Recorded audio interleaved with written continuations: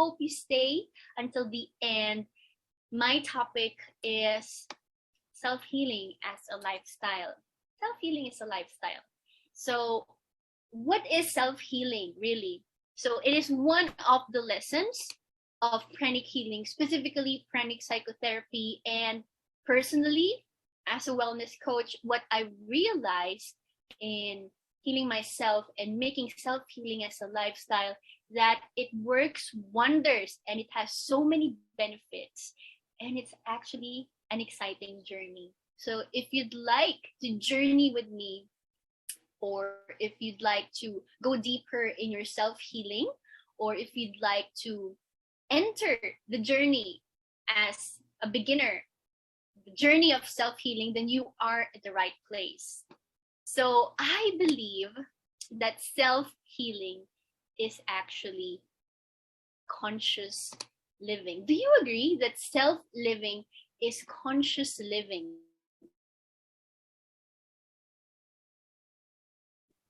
Because what I realized growing up, I'm very sensitive to energy. And if you're also sensitive to energy and you could feel energy, you're very easily attuned to the energies around you and the people around you. Perhaps you are an empath, what they call an empath, or a highly sensitive person, or maybe you are a clairsentient, yeah, someone who could really feel energy, or maybe you're a clairvoyant, we don't know. I believe that self-healing is very critical. It has to be a lifestyle. Why does it have to be a lifestyle, and how is it conscious living? I personally believe that the mindset behind self-healing is self-discovery and growth. It starts with a decision that you want to help and heal yourself. That's where it started. Through the application of pranic healing, one can achieve a state of optimum wellness. Now, optimum wellness, we always say wellness or good health or happiness and joy. But the question is, if we haven't experienced optimal wellness, how can we know our destination, right? So with pranic healing, when I first experienced a pranic healing treatment, I didn't know that I could experience that state of wellness, that state of bliss, like what those of you are sharing in the chat box. Because it is true that if you haven't experienced something, then it is not part of your consciousness. It is not part of your options, or it's not even part of your destination.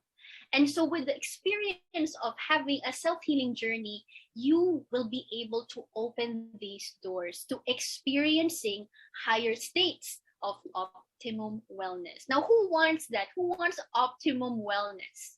So how can you have a self-healing lifestyle?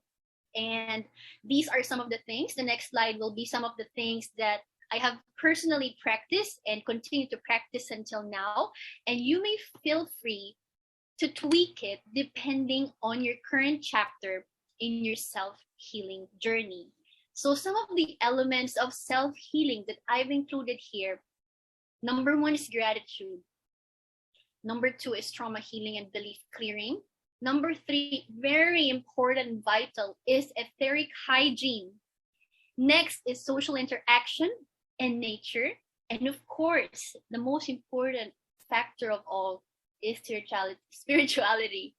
So who here agrees that having these elements, or if you want to add more, but having elements to include in your self-healing toolbox is very, very important. So in my experience with gratitude, so this is me before knowing the concept of energy, when people would say, be grateful, be thankful, because other people don't have what you have. So I understood it mentally, but I didn't really value it. So when I understood the energetic aspect of gratitude, then I was moved to practice it every single day. So what is the effect of gratitude? Once you wake up in the morning, write down at least 3 things you're grateful for. It activates the hormones and the part of your brain that trigger joy and pleasure. Did you know that? And it also, in terms of your energy, it makes your aura stronger and your aura bigger. So there was an example of Grandmaster Chua Kok Sui when he would be asking the audience to list down all the things you're grateful for. And when you scan the energy of the person, the aura becomes bigger and bigger. So isn't that amazing that just by a simple practice of writing down gratitude, then you can improve the quality of your day. To start your day, they say, start with gratitude. So just to share also, this is not some, something like woo woo or something like I just do it. It is very, very effective because I have documented myself. I've written my gratitude list for a month. Every morning, I put it on an envelope near the door of the house so that I won't forget it. Wake up in the morning, write it down, put it on the envelope. Put the envelope on the wall. That's my suggestion. And then I have noticed that many opportunities, and I have received gifts after I've been doing this practice of gratitude for at least 30 days. So I was quite amazed because you can actually test it, document it, and see how it works for you. Now with trauma healing and belief clearing, I'm not sure if most of you are familiar with this, but this is very, very important to clear your traumas and to clear old beliefs. The trauma and leave this to pranic psychotherapy and other ways to clear and release somatic trauma trapped in your body. I have an example. A few days ago, my shoulder was really, really painful. And I wasn't even thinking, why is it painful? I didn't exercise, I didn't bump myself, but it was just painful. I asked a friend to do pranic psychotherapy on me. And while my friend was healing me, and the target was just the shoulder, but you know what happened? My shoulder, my muscles in my shoulder started twitching. It's like having a spasm. It's an involuntary movement in the shoulder. And as this person was healing me, I could see, I could see the energy being trapped. I could see the reason why I have a frozen shoulder. It's because of a trauma that's been wanting to be released. So that is the benefit of healing trauma because it is tied to your body. The frozen shoulder is not just a frozen shoulder. The neck pain or the stiff neck is not just a stiff neck in my experience. My stiff neck in my experience is a difficulty looking back or looking forward or difficulty moving in a new direction, something like that. So it's very important to cultivate this conscious awareness that when something is blocked, you have to clear it. Number 3 is etheric hygiene. This is very, very important. And I have really, really stressed this importance in my life once I wake up and before sleeping. And that is through doing pranic psychotherapy with myself, with my place, with the things that I have, the objects that I have, the food that I'm going to eat. It's very, very important to heal it, to heal the things that you're putting near your body, to the point of healing your soap or your shampoo. It's up to you, but the important thing is to be conscious of what you put near your body. So for some people, they leave the house with a bag, right? And they put there maybe a wallet, a wallet, an ID, maybe like a grooming kit of sorts. Personally, I will not leave the house without my phone, my wallet, and my crystal. I cannot leave the house without my laser crystal that I use for healing. Why? Because we don't know when you'll need it. Sometimes I discreetly heal the place before I go to that place because it is so beneficial. When you go to a place and you don't feel good and you're about to eat there, I don't think it's going to be a pleasurable experience. And instead of feeling joyful with the food that you've eaten, you've absorbed the psychic garbage from the place. And instead of coming home with a full stomach, you have come home with a cluttered aura, right? So this is just my way of living, but maybe you could get some tips or maybe you could get some of these things that you could also apply and share to others, especially pranic healers. So etheric hygiene is very important. Social interaction is also very important, but with the right people. You have to choose who you interact to.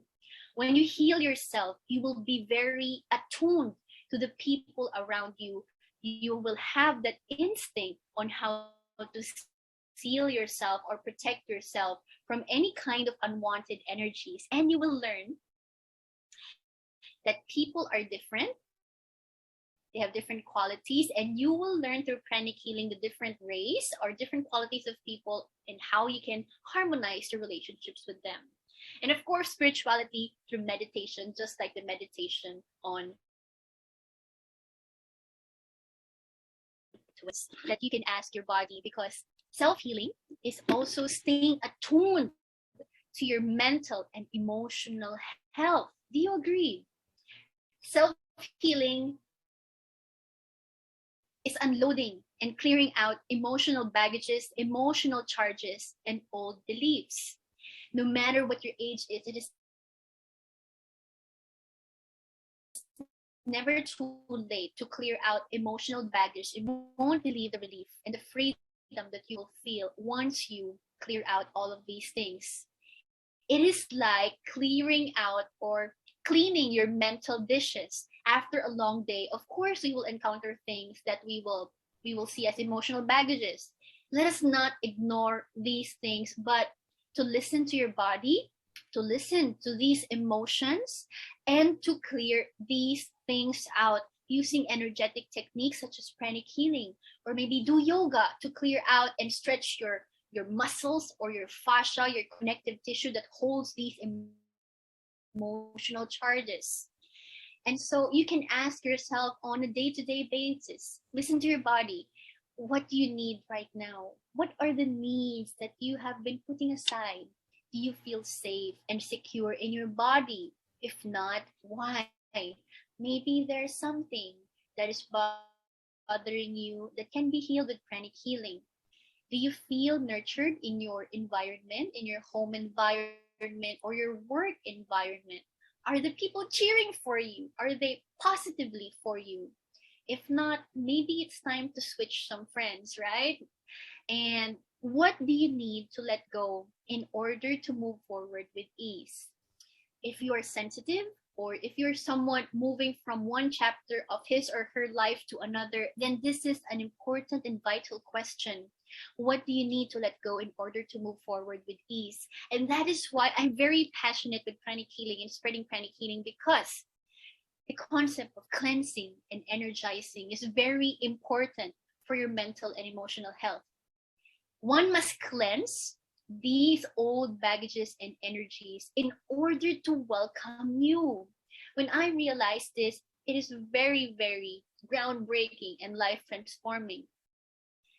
Like Master Chuakok Sui said, you can't put new coffee in a mug of coffee that has coffee in it already. You have to empty the cup.